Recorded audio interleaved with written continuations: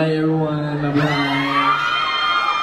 So how do you feel na talaga na napakaraming nagmamahal sa inyo?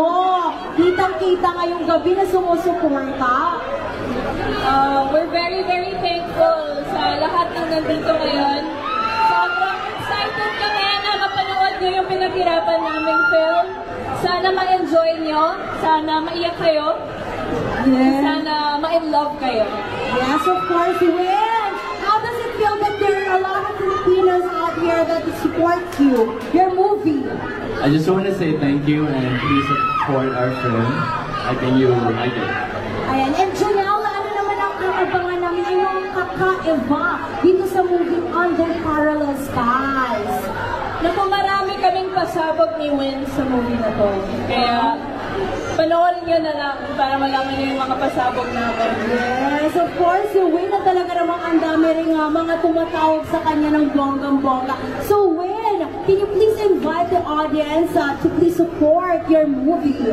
Yeah, sure. I think this film got everything, romance, drama, comedy, everything. I think you will enjoy this film, so please support our film. Thank you. Of course, Miss Janela, invite niyo po sila na talaga namang supportan ang inyong movie na showing na tomorrow.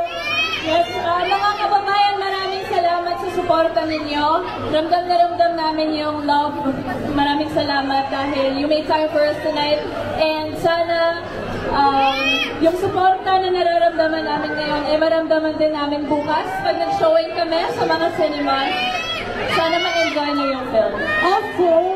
Ayan. Ako maraming salamat. And may we now call on our press friends from GMA, TV5, and ABS-CBN to please proceed dito sa stage for the interview with Janela and Win.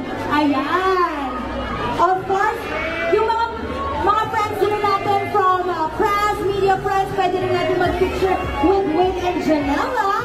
Thank you so much, Janela and Win. Ayan, support natin ang kanilang movie. At eto na, ang mga friends natin from the press.